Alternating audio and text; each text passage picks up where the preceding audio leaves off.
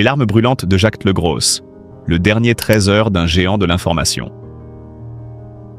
Il était exactement 12h59. Le générique familièrement solennel du journal de 13h résonnait pour la dernière fois avec cette voix, ce timbre chaud et rassurant, celui qui depuis plus de 2 décennies avait accompagné les Français dans leur pause méridienne. Mais ce jour-là, un frisson particulier traversa les téléspectateurs. Ce n'était pas un journal comme les autres. Ce n'était pas un jour comme les autres. Ce vendredi-là, Jacques Legros s'apprêtait à présenter son dernier 13h. Dans les coulisses, le silence était presque religieux. Les caméramans, les techniciens, les rédacteurs, tous retenaient leur souffle, comme si le temps s'était figé. Jacques, lui, était là, droit, digne, dans son éternel costume bleu nuit. Son regard était plus brillant qu'à l'accoutumée, comme s'il contenait un océan de souvenirs. « Bonjour à tous, bienvenue dans votre journal de 13h », lança-t-il d'une voix un peu tremblante mais ferme. Les mots résonnèrent étrangement, portés par une gravité rare. Pendant les 30 premières minutes, Jacques fit ce qu'il savait faire de mieux. Informer, expliquer, raconter. Mais au fil des minutes, quelque chose changeait. Un tremblement dans la voix, une respiration plus courte, un regard qui s'attarde. Puis vint le moment redouté, le point final. Il se tourna alors vers la caméra, non plus comme un journaliste, mais comme un homme qui s'adresse à une nation. Aujourd'hui, je vous parle une dernière fois à cette heure. Ce furent ses premiers mots. Puis le silence. Un silence lourd, puissant, chargé d'émotions. Et soudain, les larmes vinrent. Des larmes brûlantes, sincères, bouleversantes. Pas de celles que l'on retient, mais de celles que l'on offre. Jacques Legros pleurait, devant la France entière. Pas par faiblesse, mais par grandeur.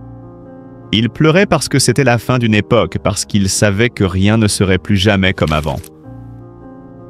Ce journal, c'est une part de ma vie, une part de moi, dit-il, la voix nouée. Pendant plus de 25 ans, j'ai eu l'immense honneur d'entrer chez vous, de vous parler, de vous écouter parfois aussi. La salle de rédaction retenait son souffle. Sur les plateaux, certains ne purent empêcher leurs propres larmes. On entendait les sanglots étouffés, les applaudissements timides qui devenaient bientôt une standing ovation silencieuse derrière les caméras. Jacques continua, avec cette élégance rare, cette maîtrise de la parole qui n'appartenait qu'à lui.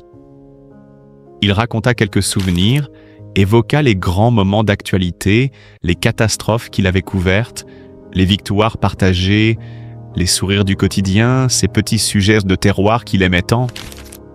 Il parle aussi de la responsabilité immense qu'était la sienne, celle d'informer avec justesse, humanité et respect. Puis il s'adressa à ses collègues, ses compagnons de route, comme il les appelait. Merci à vous, les invisibles de l'écran, les artisans de l'ombre. Sans vous, je ne serais rien. Et enfin, il regarda la caméra une dernière fois, droit dans les yeux, comme pour graver son regard dans la mémoire collective. Merci à vous, téléspectateurs, pour votre fidélité, votre confiance, votre bienveillance. Il se leva lentement. Derrière lui, l'écran géant affichait une photo de lui, jeune journaliste, et une phrase « Un homme de vérité, une voix de la France ». Les applaudissements éclatèrent enfin, francs, spontanés. Dans les foyers, les téléspectateurs pleurèrent aussi. Sur les réseaux sociaux, les hommages fusaient « Merci Jacques, un monument s'en va. Notre voix du midi nous quitte ». Ce moment fut bien plus qu'un adieu télévisé. Ce fut un hommage vivant, un instant suspendu dans l'histoire du journalisme français. Car Jacques Legros n'était pas qu'un présentateur. Il était une voix, une présence, un repère. Il était cette figure rassurante, cette boussole morale dans la tempête de l'information. Et pourtant, il avait toujours gardé cette humilité rare. Jamais de prétention, jamais de faux-semblants. Il se tenait droit avec ce sourire discret mais sincère, cette bienveillance qui transparaissait dans chacun de ses mots. Il savait que le journal télévisé était plus grand que lui, Et c'est sans doute ce qui le rendait aussi grand. Dans les heures qui suivirent, les hommages se multiplièrent. Ses anciens confrères, ses amis journalistes, les hommes politiques, les artistes, tous saluaient l'homme et son œuvre. Jacques Le Gros, c'est une école du respect, une voie de la sagesse, déclara un ancien ministre. Un autre ajouta « Il nous a appris à écouter, à comprendre, à regarder au-delà des apparences. » Mais l'hommage le plus bouleversant vint sans doute d'une jeune étudiante en journalisme qui écrivit sur un blog « Jacques, je n'ai jamais connu un monde sans votre voix à 13 heures. Vous êtes mon modèle, mon inspiration. Aujourd'hui, je pleure comme si je perdais un oncle. » Et c'était bien cela. Pour beaucoup de Français, Jacques Le Gros était devenu un membre de la famille. Pas un jour férié, pas une canicule, pas une crise sans lui. Il était là, constant, fidèle, humain. Le soir même, dans une interview exclusive, il confia « J'ai tout donné. Il est temps de me taire pour laisser d'autres voix s'élever. » Et dans son regard brillait la sérénité de celui qui sait qu'il a accompli sa mission. Le lendemain, le journal de 13 heures eut un autre visage. Mais dans le cœur des millions de téléspectateurs, la place de Jacques Le Gros restait intacte, inoubliable, intouchable. Car certaines voix ne meurent jamais. Elles résonnent à jamais dans la mémoire collective. Et celle de Jacques Le Gros, entre midi et 2, continuera de vibrer, comme un écho bienveillant dans les cuisines, les salons, les cantines, les maisons de retraite. Partout où la France écoute encore avec le cœur. Le rideau tombe. À 74 ans, Jacques Le Gros tire sa révérence avec élégance et émotion. Ce vendredi 9 mai, il était exactement 13 heures sur TF1. Dans son éternelle veste bleu marine, chemise blanche impeccable et cravate à pois, Jacques Le Gros est apparu à l'écran. Le sourire franc, un épais dossier en main, comme toujours. Mais cette fois-ci, ce n'était pas une édition comme les autres. Cette fois-ci, c'était la dernière. Son dernier journal. Un au revoir au goût de larmes. Pendant 26 ans, il a été bien plus qu'un présentateur. Il a été la voix du déjeuner, le visage de la mi-journée, le complice discret de millions de Français. Le clown de service, disait-il parfois avec humilité. Ce clown, pourtant, savait faire passer les nouvelles du monde avec humanité, élégance et une pointe de malice. Ce vendredi-là, dans un plateau baigné de lumière, les mots se sont faits plus lourds. Son regard s'est embué. La voix, habituellement si assurée, s'est un peu brisée lorsqu'il a tendu la main à sa remplaçante, Isabelle Iturburu, attendue pour juillet. « Préservez l'ADN du 13 heures », lui a-t-il soufflé, presque comme une prière. Et puis, fidèle à lui-même, Jacques a déroulé le fil de l'actualité. Un 13 heures à la Le Gros.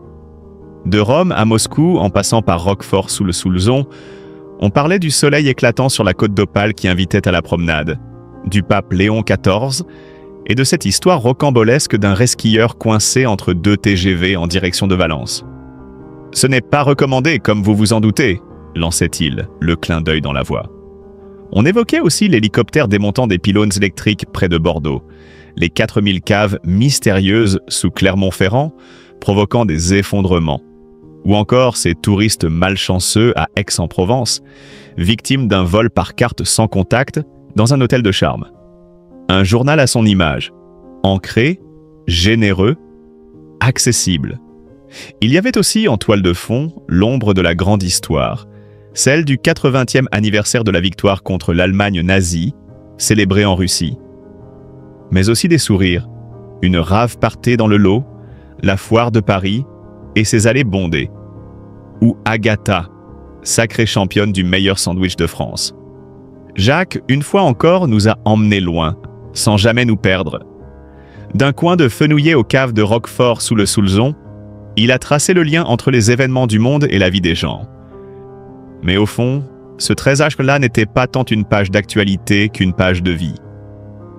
Celle d'un homme qui, pendant plus d'un quart de siècle, a su parler à tous avec simplicité. Son départ marque la fin d'une époque. Un adieu doux amer où les sourires peinent à masquer les trémolos. Il est parti comme il a toujours été, digne, humain, profondément vrai. Jacques Legros ne lit plus le journal de 13 heures. Mais il entre dans l'histoire de TF1 et dans celle, plus intime, de tous ceux qui, un jour ou l'autre, ont partagé leur pause déjeuner en sa compagnie. Jacques Legros, l'adieu pudique d'un seigneur de l'info. Le plateau est familier, les visages, les lumières, la gestuelle millimétrée du 13 heures de TF1. Tout semble inchangé. Et pourtant, ce jour-là, quelque chose flotte dans l'air. Une gravité douce, un souffle différent. Ce vendredi, Jacques Legros livre son tout dernier journal télévisé. Une page se tourne. Une époque s'éteint. Les téléspectateurs ne le savent que trop bien. On ne quitte pas le 13 heures comme on quitte une simple émission. On y laisse une part de soi, un peu de sa voix, de son regard. Et dans le cas de Jacques Legros, une empreinte indélébile sur les écrans et dans les cœurs. Depuis plus de 2 décennies, il a été cette figure calme, posée, rigoureuse, mais jamais froide. À travers les crises, les bouleversements du monde, les instants joyeux ou tragiques, il a toujours su trouver le ton juste. Ni trop, ni trop peu. Une élégance rare. Et ce jour-là, ce n'est pas seulement une émission qui s'achève. C'est une aventure humaine. Un con discret mais puissant, avec des millions de Français. Un lien de confiance tissé jour après jour, depuis ce fameux 19 juillet 1999, où il prit place devant la caméra pour la première fois. Il est un peu plus de 13h45 quand l'émotion commence à percer à travers l'écran. La voix de Jacques vacille légèrement, son regard s'humidifie. Quelques secondes à peine, mais suffisantes pour que l'on comprenne. L'homme, derrière le journaliste, s'apprête à dire adieu. Et comme un symbole, il invite sur le plateau celle qui prendra bientôt sa relève, Isabelle Iturburu. La transition est douce, respectueuse, presque fraternelle. Pas de grand discours. Juste un sourire, quelques mots, et ce commentaire lancé avec tendresse. 2 femmes du Sud, c'est peut-être la promesse d'un peu de soleil tous les jours. Un frisson parcourt le studio. Les rires sont là, légers, comme pour masquer les larmes. Car derrière cette phrase en apparence anodine, il y a toute la pudeur d'un homme qui choisit l'humour pour ne pas céder à l'émotion. À ses côtés, Marie-Sophie Lacaro, elle-même dépositaire d'un héritage immense, celui de Jean-Pierre Pernaut, prend la parole. Sa voix est calme, posée, mais chaque mot résonne comme une reconnaissance profonde. Comme beaucoup d'entre nous, tu as été un compagnon fidèle.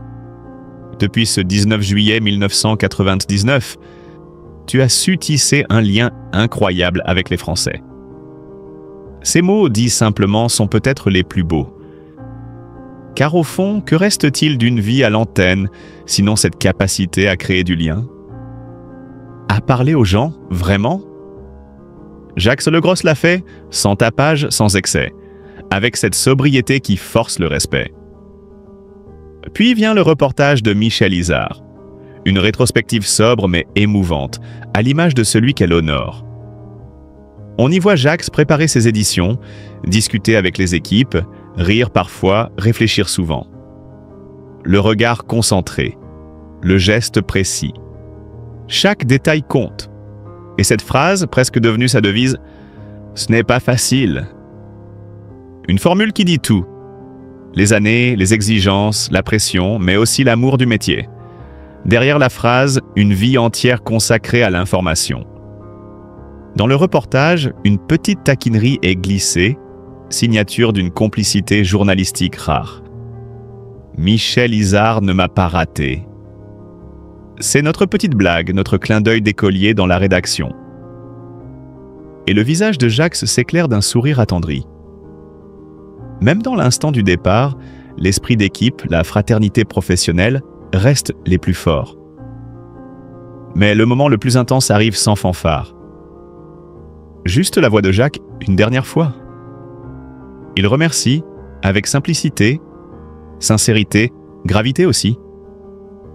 Merci à tous les solistes, journalistes, techniciens, réalisateurs, avec qui j'ai eu le privilège de travailler. Merci à la direction de TF1, qui n'a jamais considéré que l'âge était un critère. Il a 74 ans, et pourtant, rien dans sa prestance, dans son regard ou sa voix n'a vieilli. Il aurait pu continuer, il aurait pu rester, mais il choisit de partir, avec élégance, et surtout, en paix. Dans la régie, un tonnerre d'applaudissements éclate. Sincère, massif, long. Ce ne sont plus seulement des collègues qui l'applaudissent, ce sont des amis, une famille professionnelle. Et à travers l'écran, des milliers, des millions de Français se joignent en silence. Puis, comme une dernière révérence, quelques mots s'inscrivent à l'écran. Merci, Jacques. Pas plus, pas moins, tout est là. Le rideau tombe, mais ce n'est pas un adieu amer, plutôt une transmission. Une page se tourne, certes, mais elle laisse derrière elle un sillage de respect, d'admiration et, osons le mot, d'affection. Car Jacques Legros n'était pas seulement un présentateur, il était un repère, une voix du midi au cœur de la journée, un confident de millions de foyers. Et dans ce monde en perpétuelle accélération, il offrait une forme rare de stabilité. Aujourd'hui, il quitte l'antenne, mais pas la mémoire collective. Il a inscrit son nom aux côtés des grandes figures du journalisme télévisé français, aux côtés de Jean-Pierre Pernaut, Claire Chazal, Patrick Poivre d'Arvor. Et surtout, il laisse une trace humaine. Un modèle de discrétion, d'exigence, de rigueur et d'humilité.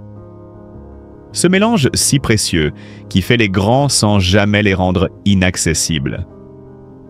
Jacques Legros quitte TF1, l'épilogue bouleversant d'une voix familière des Français avec une réaction inattendue de Laurent Delahousse. Le vendredi 9 mai 2025, à 13h précise, une page s'est tournée, doucement, mais avec une résonance nationale. Jacques Legros, visage rassurant et voix posée du journal de TF1, a refermé pour la dernière fois le grand livre du Trésor. Pas un simple au revoir. Non. Un adieu digne, sobre, mais chargé d'une émotion contenue, presque palpable, qui a traversé l'écran jusque dans les salons des téléspectateurs. Cela faisait 26 ans que Jacques accompagnait les Français à l'heure du déjeuner. 26 années d'actualité, de sourires en coin, de gravité parfois, mais toujours avec cette élégance tranquille qu'on lui reconnaît. À 74 ans, il ne quitte pas seulement un plateau, il quitte une époque. La sienne. Tout commence en 1998.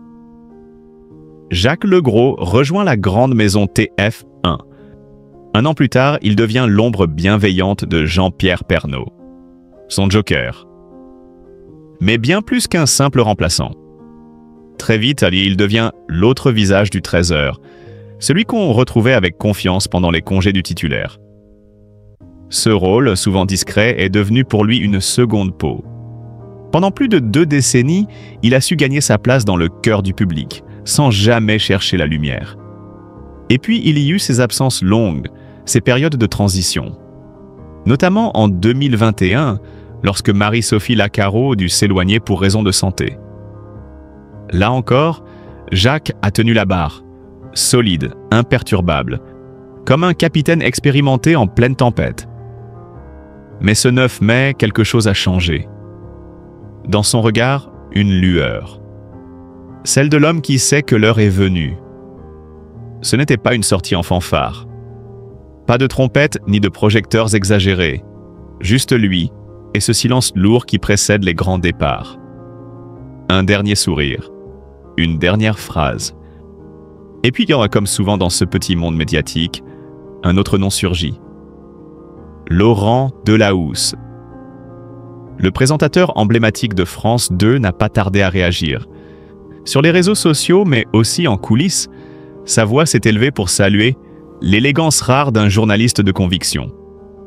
Une marque de respect, d'homme à homme, de professionnel à professionnel. le symbole d'un relais invisible entre deux géants de l'info. Jacques Legros ne disparaît pas. Il se retire. Avec classe. Et c'est peut-être cela le plus fort. Partir sans fracas, mais en laissant un vide que nul ne pourra combler tout à fait. Car au fond, Jacques, c'était plus qu'un journaliste.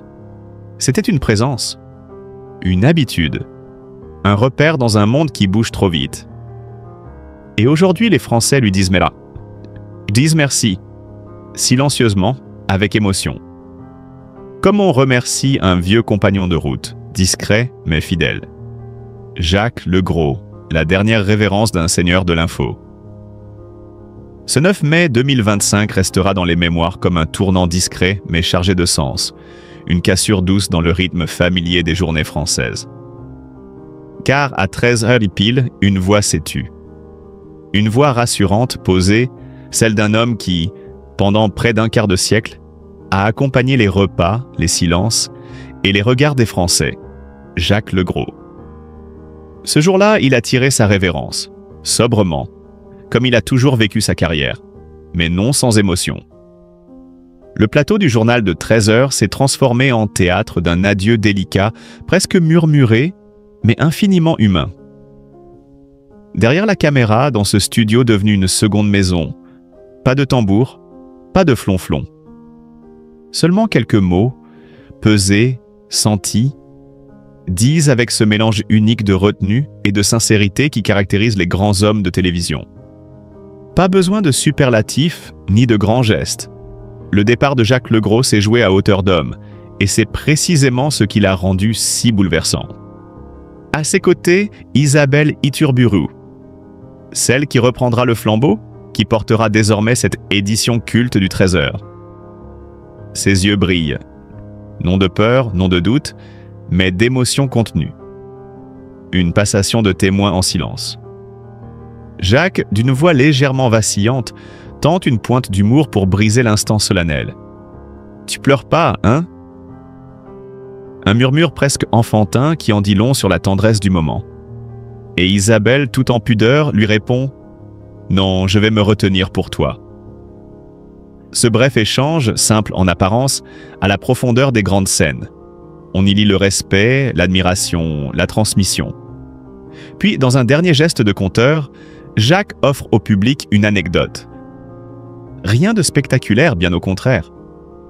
Un moment de vie vécu quelque part dans un petit village de la Gironde. Là-bas, une dame prénommée Lucette, persuadée d'avoir déjà partagé un déjeuner avec lui.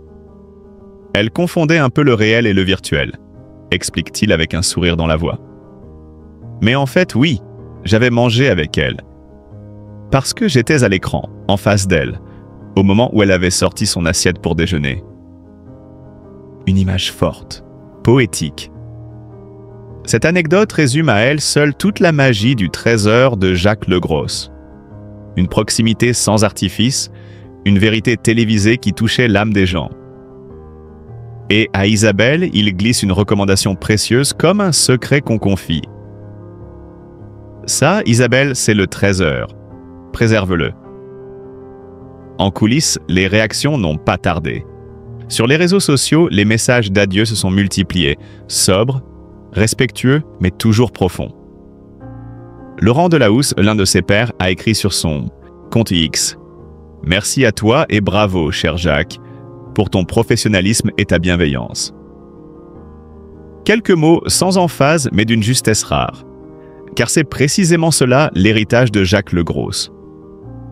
Un journalisme sans éclat tapageur, mais avec une rigueur constante, une bienveillance profonde et un respect absolu du public. Il n'a jamais cherché la lumière.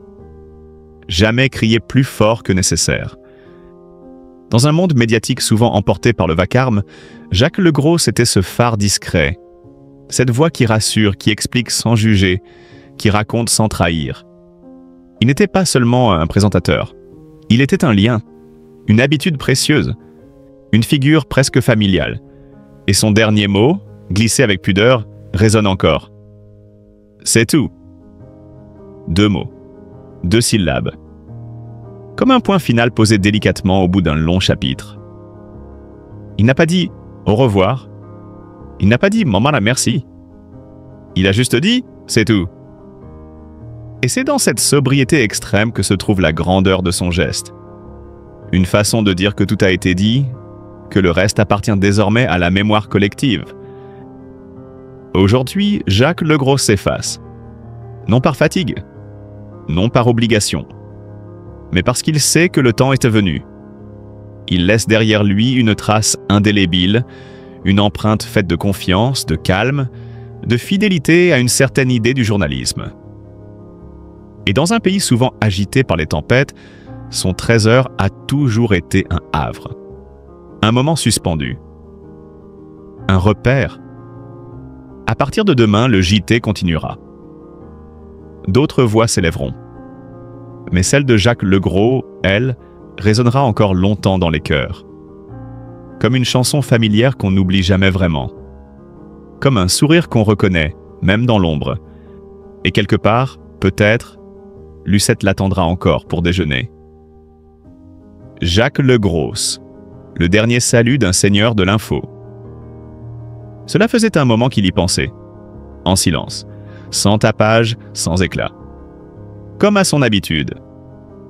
Jacques Legros, l'un des visages les plus familiers du paysage télévisuel français, a pris sa décision. Une décision intime, réfléchie, presque murmurée. Il quittera le journal de 13h de TF1, cette grande messe quotidienne qu'il a servi pendant plus de 2 décennies, avec une rigueur sans faille et une élégance rare. Ceux qui l'ont suivi, jour après jour, savent à quel point Jacques Legros n'était pas qu'un simple présentateur. Il était une présence. Une voix posée dans le tumulte de l'actualité, un regard franc dans le miroir parfois déformant de l'information. Il n'était ni flamboyant, ni spectaculaire. Il n'en avait pas besoin.